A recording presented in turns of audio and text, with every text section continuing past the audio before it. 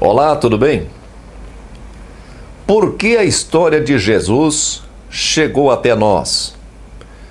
Se você é religioso e acredita que a Bíblia é a palavra de Deus, ou se você é espiritualista e acha que Jesus é um dos grandes avatares da humanidade, ou se você é espírita, espírita chiquista, adepto do espiritismo popular brasileiro, e acredita que Jesus é o governador espiritual da Terra, nem perca o seu precioso tempo assistindo esse vídeo. Isso é só para você ficar irritado. Não fique irritado. Eu devo dizer que eu fui um leitor compulsivo durante a maior parte da minha vida. E li muitos livros marcantes de acordo com a idade que eu tinha, de acordo com os interesses que tinha na época. Cada idade desperta um tipo de interesse diferente. Eu lembro que com 12 anos eu li um livro para mim muito marcante na época, que foi o Robin Hood, numa adaptação do Monteiro Lobato. Até então, até essa época, meus 12 anos de idade, tinha sido o melhor livro que eu já havia lido. Eu fiquei com muita pena do Robin Hood e lamentei muito quando o livro terminou. Foi como se tivesse perdido um amigo. Já adulto, eu tive uma sensação muito parecida com essa com o Dom Quixote, um livro enorme, mais de 1.200 páginas, levei um mês ou um pouco mais para ler, e quando terminou ficou uma espécie de vazio dentro de mim, Era um mundo mágico que eu vivenciei, participei ali durante algum tempo, e de repente acabara. Eu já disse muitas vezes que eu li o Evangelho pela primeira vez aos 8 anos de idade. Eu não tinha nenhuma noção religiosa, não tinha sofrido nenhuma espécie de lavagem cerebral. Então eu li, simpatizei com Jesus, torci por ele, tive pena dele no final. Eu citei 3 livros.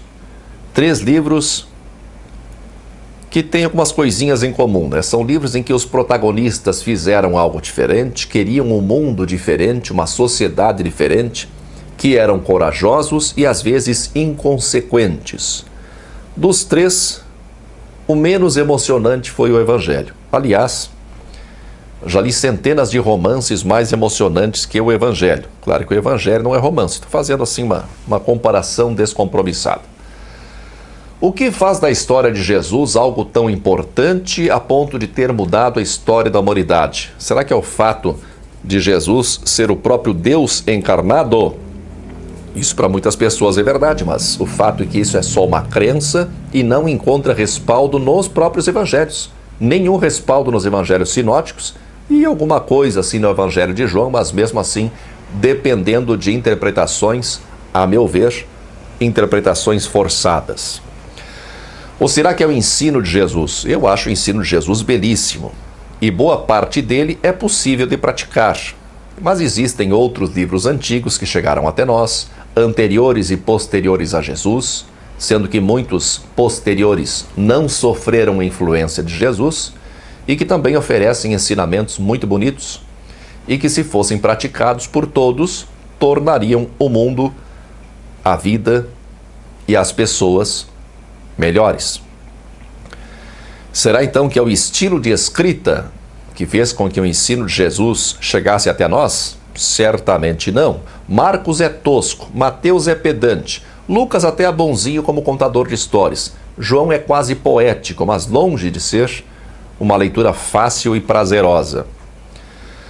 Qualquer pessoa não religiosa que se debruçou sobre essa temática e pesquisou pelo menos um pouco, sabe que Jesus foi idealizado pelo cristianismo em seus primórdios, Ou talvez mais acertado fosse dizer não o cristianismo, mas os cristianismos, pois existiam muitos cristianismos nos primeiros séculos.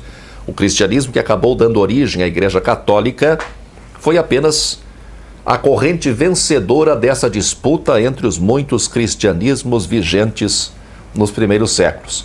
Jesus foi idealizado e foi usado politicamente para a formação de estruturas de poder complexas que se desenvolveram de maneira inédita na história e forjaram a civilização ocidental como nós a conhecemos.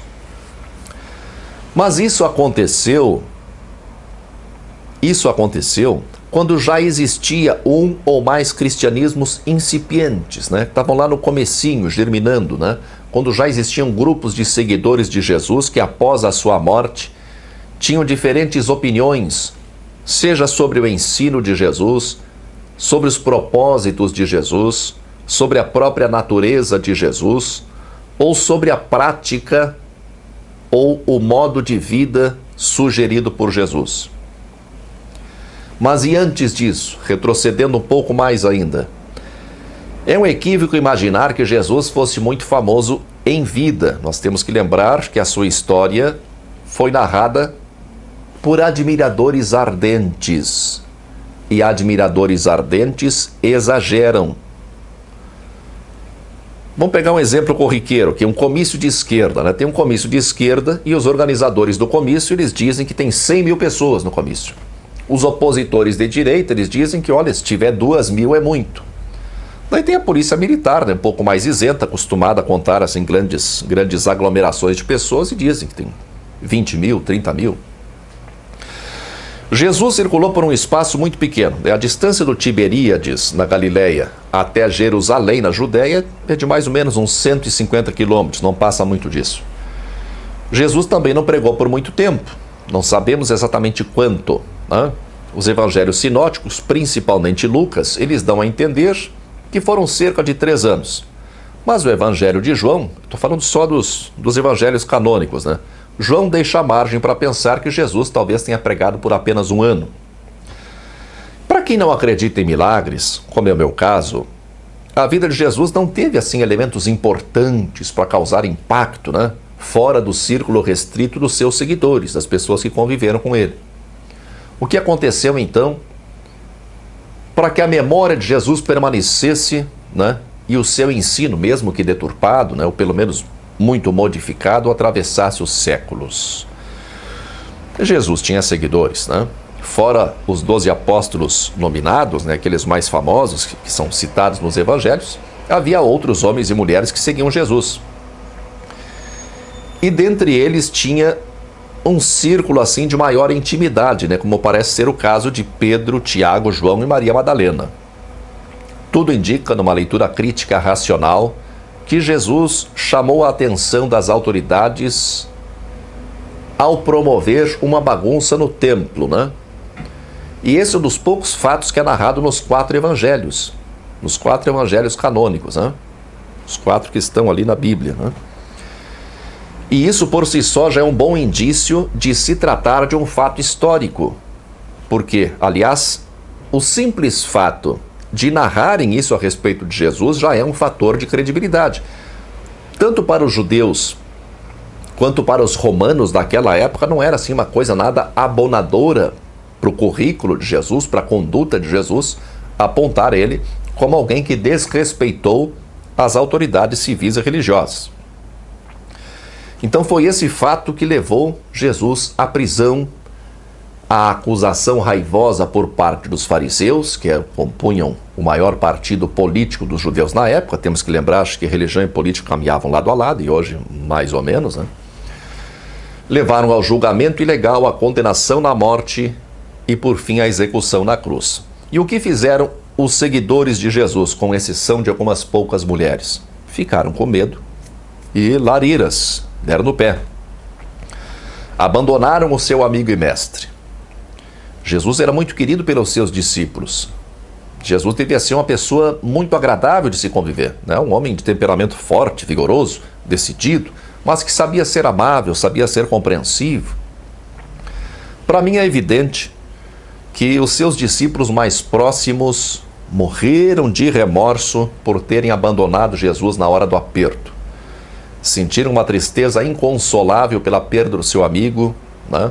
Pela perda daquela direção firme e segura com que ele os conduzia, né? No período que conviveram juntos, né? Era um sonho que eles tinham experimentado por algum tempo, que agora chegava ao fim da pior maneira possível. Os espíritas, né? Principalmente os autores espíritas, assim, eles consideram, eles acham que os discípulos de Jesus, ou pelo menos alguns dos discípulos de Jesus, fossem médiuns. Eu também já acreditei nisso. Hoje eu não penso assim, mas acredito que alguns deles fossem pessoas muito sensíveis, né? Ou aquilo que nós chamamos de sensitivos, né? Pessoas místicas, pessoas que oravam e jejuavam com muita frequência, né? Ficavam mais sujeitas a esses fenômenos ditos paranormais, né? Ou para entrar em estados alternativos de consciência, né? Acreditavam fortemente em outro mundo. Eram pessoas ideais para viverem experiências místicas ou paranormais. E é muito provável que tenham tido sonhos muito vívidos com Jesus, talvez sonhos lúcidos ou até mesmo visões, né? Como eu disse naquele vídeo chamado Por que Vemos Espíritos, é mais comum do que se pensa encontrar pessoas que supostamente veem espíritos. E a partir dessas experiências reais, que pelo menos para eles eram experiências reais, outras pessoas começaram a devanear, como acontece hoje em muitos centros espíritas, em muitas igrejas evangélicas e também no catolicismo popular, né? E outras ainda simplesmente mentiram, seja para serem aceitas pelo grupo, seja para conquistar poder ou atenção, ou você não sabe que todo mundo mente, mesmo que com boas intenções. Ou tu vai me dizer aqui agora que tu nunca mentiu na tua vida? Faz favor, né, tia? E a partir dali então ficou estabelecido entre um determinado público que Jesus não havia morrido de verdade. Eu não vou tratar nesse vídeo agora a respeito do corpo de Jesus. É uma polêmica, né, sem muito sentido. Para mim roubaram o corpo de Jesus, esconderam e pronto. Mas fica para outra hora. A partir daí seus discípulos, principalmente os mais próximos, descobriram um meio de aplacar o seu remorso. Que meio seria esse? Continuar a pregação de Jesus. Para convencer um público que não conheceu Jesus pessoalmente, eles tinham que usar, né, de algumas artimanhas, como por exemplo, aumentar um pouquinho os seus feitos, né, os feitos de Jesus, bem pouquinho, aumentar um pouquinho assim. Nada intencional, só fruto do entusiasmo do momento, né? Esses discípulos fizeram outros discípulos, né, que já não tinham conhecido Jesus pessoalmente, só conheceram Jesus através das histórias narradas pelos seus mestres, né? João, Pedro, Tiago, Maria Madalena, Tomé. E esses então já eram mais crédulos, pois eles não estavam seguindo um homem de carne e osso, eles estavam seguindo uma lenda, né? Uma figura mítica, uma figura a respeito da qual falavam muitas coisas, que tinha grandes poderes, que não era como os outros homens. E assim por diante. Cada vez mais exageros, um aumentozinho aqui, coisinha de nada. Uma coisinha assim, uma mentirinha inocente ali. Quem foi ou quem é espírita sabe como os espíritas repetem histórias que não presenciaram e a respeito das quais não tem nem evidências, muito menos provas, né? No entanto, repetem assim como se tivessem visto, repetem com certeza. Mesmo o caso de Jesus, não, mas tu viu o filho dele? Vi. Eu, por exemplo, eu só acreditava em Chico Xavier porque ele parecia um homem muito bom, e eu não acreditava que ele pudesse mentir. João de Deus não era espírita, mas era um congênere, né? Até pouco tempo atrás ele era um santo para milhares de pessoas, Os mesmos pastores que são desprezados por alguns por extorquirem fiéis, aquela coisa de pedir dinheiro, né? Eles são idolatrados por outros, que acreditam realmente que eles operam milagres. A Igreja Católica está cheia de relatos de milagres, de aparições. O fato é que Jesus teve a melhor assessoria de imprensa de todos os tempos. Em pouco tempo o público aumentou, intensificaram-se as disputas internas entre os líderes, formaram-se pequenas estruturas de poder e Jesus se tornou o que é hoje. O que muita gente não sabe é que existiram, e ainda existem, em alguns casos, né, existiram muitos outros evangelhos, outros atos, outras epístolas, né, também chamadas cartas, né, outros apocalipses. Quase todos eles narram fatos milagrosos de Jesus. E muitos deles, assim, fatos milagrosos berrantemente inacreditáveis, muito exagerados. Quando nós lemos isso, nós questionamos. Se eu não acredito nisso porque é absurdo, né, por que eu deveria acreditar que Jesus transformou água em vinho, ou que Jesus acalmou a tempestade. Essa leitura, associada ao estudo dos pais da igreja, em que se percebe as disputas, os conflitos de interesse, as visões diferentes a respeito dos mesmos fatos, as respostas, refutações e contra-refutações, o conjunto disso tudo nos leva a entender passagens do Evangelho que, sem esse entendimento, não seriam compreensíveis. Apenas para citar assim, um exemplo bem rapidinho que a maioria das pessoas conhece. Um exemplo é a birra dos evangelistas canônicos, os 4 evangelistas que tem ali na Bíblia, a birra deles para com os fariseus. No tempo em que esses evangelhos foram escritos, havia disputas entre esses primeiros cristãos e os fariseus. Nada mais lógico que eles colocarem com umas palavrinhas, né, na boca santa de Jesus para botar lenha na fogueira. Né? Muita coisa foram eles que disseram, mas Jesus falou isso, não gostava dos fariseus mesmo? Falou. Mas chamou eles de raça de víboras? Chamou, eu vi. Fazem isso hoje na política, fazem isso hoje na religião, por que não fariam naquele tempo? Será que não percebe? Será que as pessoas naquele tempo eram especiais? Era um tempo em que as pessoas não mentiam, onde ficou estabelecido do ano 50 a.C. até o 100 depois de Cristo, ninguém mentia. Tudo começou com o remorso. O cristianismo, que vive do sentimento de culpa, nasceu do sentimento de culpa dos amigos de Jesus, que o abandonaram com medo da polícia, medo dos homens. Os homens vêm aí, larira. Jesus ficou. E o resto foi um lento e contínuo exagero. Pequenos acréscimos, né? E uns poucos, assim, digamos, excessos de criatividade. Tá bom? Muita força e paz para você.